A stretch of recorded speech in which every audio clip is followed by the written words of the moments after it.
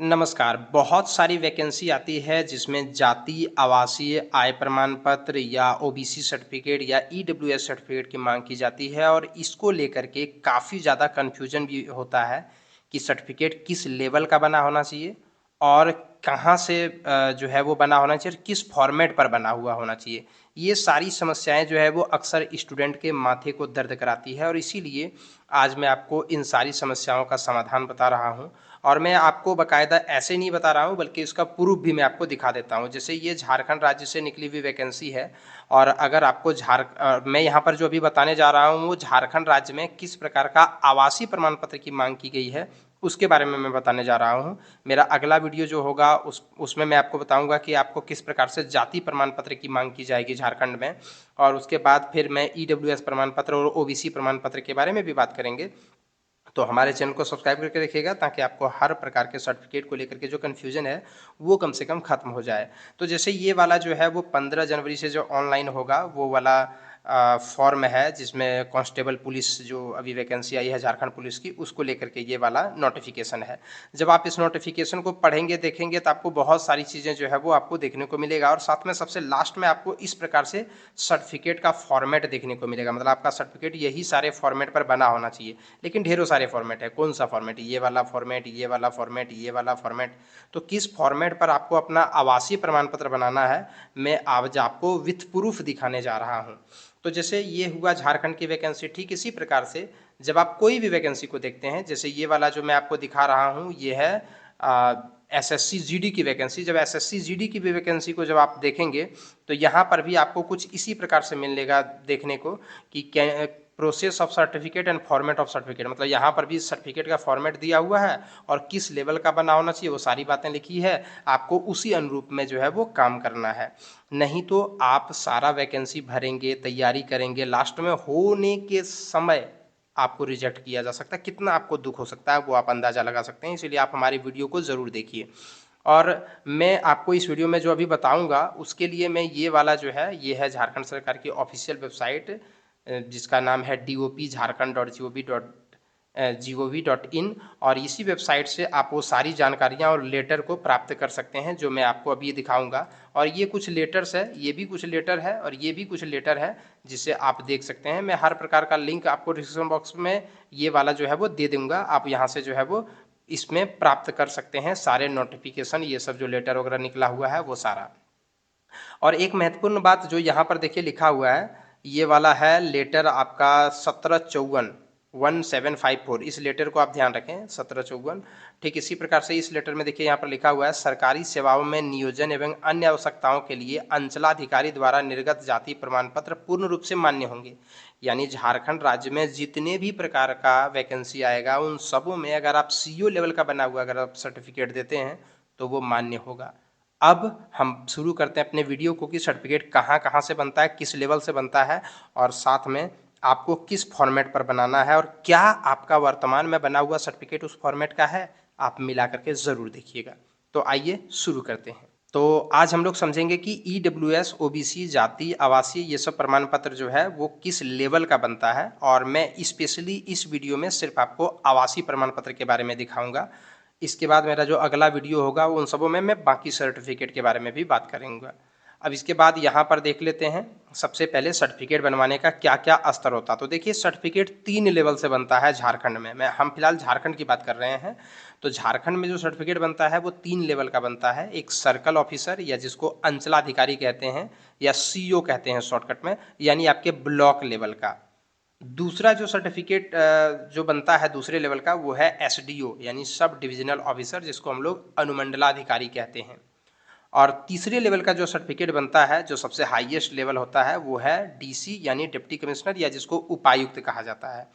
मतलब झारखंड में 3 लेवल का आपको सर्टिफिकेट मिलेगा, सीईओ, एसडीओ और डीसी। जातीय आवासीय आय, ईडब्ल्यूएस जो भी प्रमाण पत्र आप बनवाते हैं ये 3 लेवल से बनता है। हो सकता है कोई कोई सर्टिफिकेट इसमें अभी ना बन रहा हो वर्तमान में, लेकिन जनरली ये 3 लेवल का आपका सर्टिफिकेट जो है वो बनता है, सीईओ का, एसडीओ का और डीसी लेवल का। सबसे पहला जो है वो ब्लॉक लेवल, दूसरा अनुमंडल लेवल और तीसरा जो है वो जिला लेवल। अब हम बात करते हैं कि स्पेशली बात करते हैं आवासीय प्रमाण पत्र की, जिसको निवासी प्रमाण पत्र भी कहते हैं या स्थानीय निवासी प्रमाण पत्र भी कहते हैं, और इसको अंग्रेजी में रेजिडेंशियल सर्टिफिकेट या फिर डोमिसाइल सर्टिफिकेट कहा जाता है। तो रेजिडेंशियल या डोमिसाइल सर्टिफिकेट को लेकर के जब झारखंड के किसी भी अगर आप नोटिफिकेशन को देखेंगे तो उस नोटिफिकेशन में आपको यही नियम लिखा हुआ रहेगा, नियम कभी नहीं बदलेगा, यही नियम सेम आप देखिएगा, यही नियम लिखा हुआ रहेगा। चाहे आप झारखंड पुलिस का मतलब जेएसएससी से जितनी वैकेंसी आती है सब में यही वाला same to same copy paste किया हुआ रहेगा, और जेपीएससी से भी जो भी आएगा वहाँ पर भी सेम यही नियम रहेगा, और झारखंड लेवल से जितना भी वैकेंसी निकलेगा उन सबों में सेम यही नियम काम करेगा। तो मैं आपको जो बता रहा हूँ वो झारखंड में जितनी भी वैकेंसी आएगी उन सबों के लिए मान्य है, आप बेझिझक होकर के देखिए। सबसे पहले देखिए लिखा हुआ है आरक्षण, और आरक्षण के लिए आपको स्थानीय निवासी प्रमाण पत्र होना चाहिए। यहाँ पर लिखा हुआ है कि आरक्षण का दावा करने वाले अभ्यर्थियों हेतु स्थानीय निवासी प्रमाण पत्र, यानी अगर आप झारखंड के स्थानीय निवासी हैं, यहाँ के जो हैं वो ओरिजिनल अगर आप निवासी हैं तभी आपको आरक्षण का लाभ मिल सकता है, अन्यथा नहीं मिल सकता। आप जिस राज्य के रहने वाले हैं आपको उसी राज्य में आरक्षण का लाभ मिलेगा, दूसरे राज्य में आपको आरक्षण का लाभ नहीं मिलेगा, आप वहाँ जनरल के रूप में काउंट हुए होंगे। ऐसा हर एक वैकेंसी में और हर एक राज्य में लागू है। बिहार की कोई वैकेंसी को जब आप भरेंगे तो झारखंड में आप SC ST होंगे, लेकिन बिहार का फॉर्म जब आप भरेंगे तो वहाँ आप जनरल बन जाएंगे, वहाँ पर आप जो है वो आरक्षण का लाभ नहीं ले सकते हैं। तो इसका मतलब ये है कि सबसे पहले अगर आप आरक्षण का लाभ लेना चाहते हैं तो सबसे महत्वपूर्ण बात है कि आपके पास स्थानीय निवासी प्रमाण पत्र उस राज्य का होना चाहिए जिस राज्य का आप वैकेंसी भर रहे हैं। तो देखिए यहाँ पर लिखा हुआ है कि आरक्षण का दावा करने वाले सभी वर्ग के अभ्यर्थियों को कार्मिक प्रशासनिक सुधार तथा राजभाषा के विभाग पत्रांक 4650 दिनांक 2/6/2016 द्वारा निर्धारित प्रपत्र में अनुमंडल पदाधिकारी के स्तर से 2/6/2016 तथा इसके बाद का निर्गत स्थानीय प्रमाण पत्र मान्य होगा। साधारण भाषा में मैं आपको बता दूं कि अगर आपका सर्टिफिकेट SDO लेवल का बना हुआ है, अनुमंडल पदाधिकारी द्वारा बना हुआ है, तो आपका सर्टिफिकेट 2 जून 2016 यानी 2/6/2016 या इसके बाद का बना हुआ होना चाहिए, और मानक परिशिष्ट 8 पर आधारित होना चाहिए। अभी मैं आपको एक फॉर्मेट दिखाऊंगा, उस फॉर्मेट पर आधारित होना चाहिए अगर SDO लेवल का बना हुआ है तो। और अगर CO लेवल का बना हुआ है, निचला वाला जब लाइन को आप पढ़ेंगे जिसमें लिखा हुआ है कार्मिक प्रशासनिक सुधार एवं राजभाषा विभाग पत्रांक 5752 दिनांक 19/7/2019 द्वारा निर्धारित प्रपत्र में 19/7/2019 को अथवा उसके पश्चात अंचलाधिकारी के स्तर से निर्गत स्थानीय प्रमाण पत्र मान्य होगा। मतलब 19/7/2019 के बाद का बना हुआ CO द्वारा सर्टिफिकेट मान्य होगा, ब्लॉक लेवल का जो सर्टिफिकेट होगा वो मान्य होगा। अब साधारण भाषा में इसका मतलब समझिए, मतलब ये है कि 2 जून 2016 के बाद का सर्टिफिकेट SDO लेवल का अगर बना हुआ है तो आज भी वो मान्य है, परिशिष्ट 8 पर आधारित होना चाहिए। ठीक उसी प्रकार से अगर CO लेवल का कोई सर्टिफिकेट आप बनवाए हैं और वो 19 जुलाई 2019 के बाद का बना हुआ है तो फिर वो मान्य है, बस फॉर्मेट सही होना चाहिए, फॉर्मेट 9 पर आधारित होना चाहिए, परिशिष्ट 9 पर आधारित होना चाहिए। मैं अभी आपको दोनों फॉर्मेट दिखाऊंगा। 19/7 नीचे ख नंबर में जो लाइन लिखी है 19 जुलाई 2019 के पूर्व का अंचलाधिकारी के द्वारा अगर निर्गत कोई आवासीय प्रमाण पत्र है आपका तो वो मान्य नहीं होगा, साफ तौर पर लिखा हुआ है। और अगर 2/6/2016 के पहले का किसी भी लेवल का अगर आपका सर्टिफिकेट है तो वो मान्य नहीं होगा। मतलब आप साधारण भाषा में समझिए कि 2 जून 2016 के पहले का कोई भी सर्टिफिकेट मान्य नहीं है, और अगर CO लेवल का सर्टिफिकेट है तो 19 जुलाई 2019 के बाद का मान्य होगा। और घ नंबर का अगर आप कॉलम को पढ़िए तो परिशिष्ट में अंकित प्रपत्र से भिन्न प्रपत्र, मतलब जो फॉर्मेट यहाँ दिया हुआ है उस फॉर्मेट पर अगर आपका सर्टिफिकेट नहीं बना हुआ है तो भी वो मान्य नहीं है। अगर आपका सर्टिफिकेट का जांच होता है और आप अगर अवैध साबित होते हैं तो वैसी स्थिति में आपका आवेदन जो है वो रिजेक्ट कर दिया जाएगा। और आवासीय प्रमाण पत्र पिता या पति दोनों के आधार पर बना हुआ होगा तो वो मान्य होगा। मतलब आवासीय प्रमाण पत्र हो सकता है कि आपके पिता के नाम पर हो, मतलब आपका नाम लिखा हुआ रहेगा, आपके पिता का नाम लिखा रहेगा अगर आप पुरुष हैं, और कई बार विवाहित महिला की स्थिति में आपका नाम लिखा हुआ होगा और आपके पति का नाम लिखा होगा, तो दोनों ही प्रकार का जो है वो मान्य है।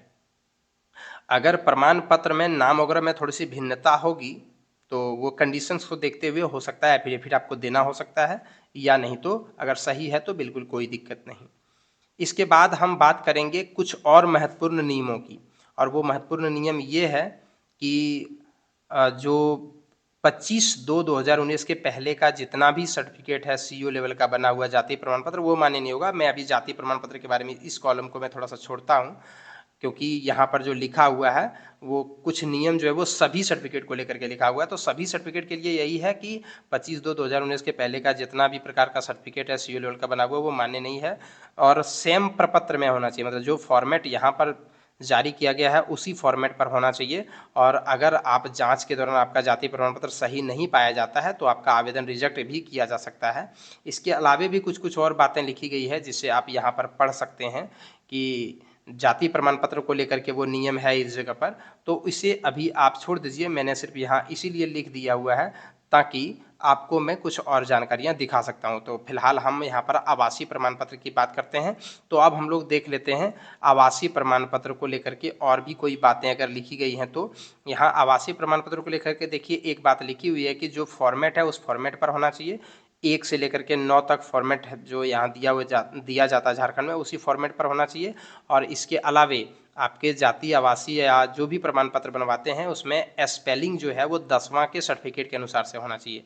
10वां के सर्टिफिकेट के अनुसार से इंटर या अन्य सर्टिफिकेट मान्य नहीं होगा। क्लास 10th का जो आपका सर्टिफिकेट है उसमें नाम की जो स्पेलिंग है, फादर नेम की जो स्पेलिंग है, डेट ऑफ बर्थ वगैरह जो है वही होना चाहिए, अन्यथा वो मान्य नहीं होगा। इसके बाद हम अब सर्टिफिकेट फॉर्मेट को देख लेते हैं। सर्टिफिकेट फॉर्मेट की बात करें तो देखिए इस फॉर्मेट पर आपका सर्टिफिकेट बना हुआ होना चाहिए अगर आप अनुमंडल लेवल का बनवाते हैं तो, और इस फॉर्मेट का बना हुआ होना चाहिए अगर आप सीईओ लेवल का बनवाते हैं तो पहला वाला जो परिशिष्ट 8 जो लिखा हुआ है फॉर्मेट 8, ये जो है वो एसडीओ लेवल का बना हुआ सर्टिफिकेट है, होना चाहिए इस प्रकार का। तो आप अपना सर्टिफिकेट निकालिए और देखिए क्या सेम टू सेम इसी प्रकार से लिखा हुआ है। अगर नहीं तो मान्य नहीं होगा। ठीक उसी प्रकार से आप परिशिष्ट 9 को देखिए, फॉर्मेट 9 को देखिए, अगर इस लेवल का सर्टिफिकेट अगर आपका बना हुआ है इस फॉर्मेट का तो वो मान्य होगा, अन्यथा मान्य नहीं होगा। अब मैं आपको तुलना भी करके दिखाता हूँ। जैसे हाल फिलहाल का एक सर्टिफिकेट मेरे पास था और मैंने वो सीईओ लेवल का बना हुआ था, तो फिर मैंने फॉर्मेट 9 और यहाँ सीईओ वाला देखिए, दोनों की भाषा बिल्कुल सेम टू सेम है। भले ही लिखने में थोड़ा सा अंतर हुआ है, हिंदी अंग्रेजी दोनों माध्यम में लिखा हुआ है, वो मैटर नहीं करता। और साथ में यहाँ कार्यालय का मुहर दिया हुआ है और यहाँ पदाधिकारी का नाम एवं पदनाम दिया हुआ है, जबकि यहाँ पर डिजिटली साइन हुआ है।